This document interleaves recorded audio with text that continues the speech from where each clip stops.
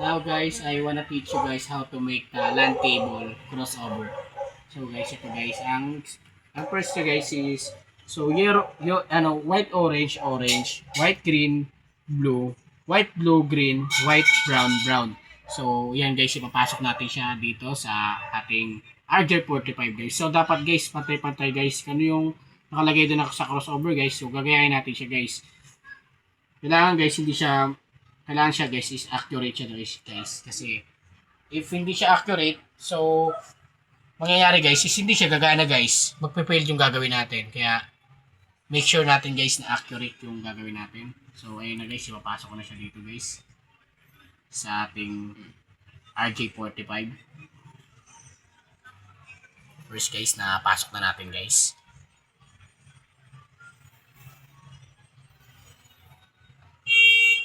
Guys, napasok na natin guys. Ito namang pangalawa guys. Itong pangalawa naman guys is guys, i-clip na natin siya guys para hindi siya mahulog.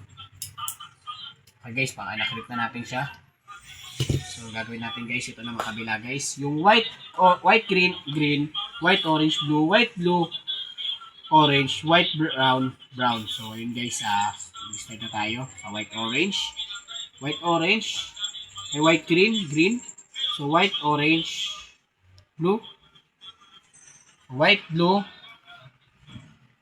orange, white brown brown. So yun na guys, start na tayo guys. Ilalagay ulit natin siya dito sa ating RJ45 guys.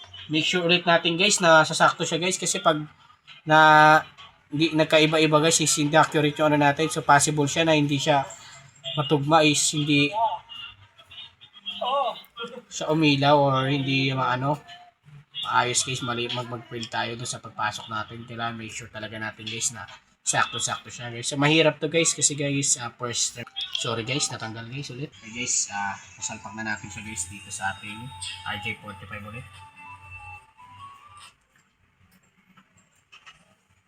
Medyo mahirap siya isalpak guys. Kailangan make sure talaga natin guys na pasok na guys para yung natin is ayos. So yun guys, i-clipping ko na natin siya kasi tapos na siya.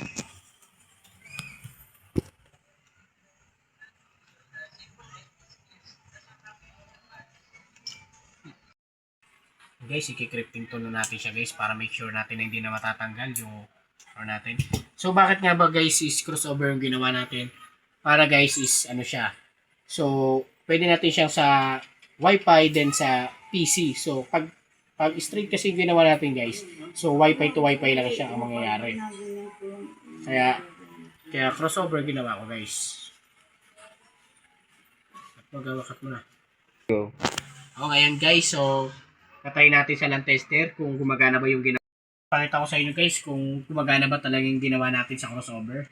So ito siya guys, sasalpak natin siya sa, ang tawag ka pa pala dito guys is LAN tester para makita, check natin kung tama ba yung ginawa natin crossover. So para malaman natin guys, buksan natin. So yun siya guys. So tama naman siya guys yung pagkakasunod-sunod guys. Kaya thank you guys. Guys, next gagawa tayo na straight through. Ito nga pala ang format niya, orange white orange, next white green blue, then white blue green, the next white brown, then brown.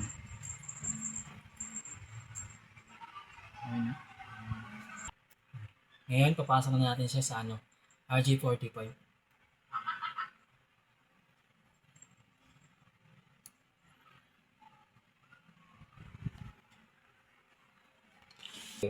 Pagkatapos papasok na natin siya sa clipping tool.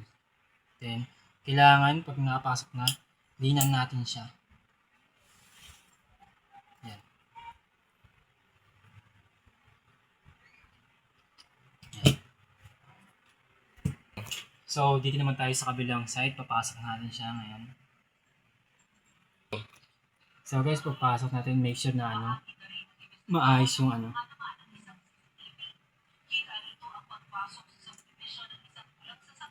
Yan, i-clipping tool na natin.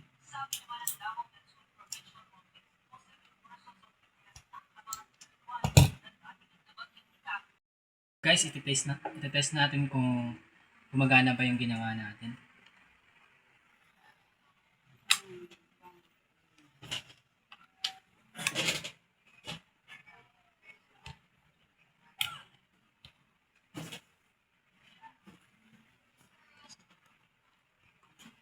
So guys, gumagana naman.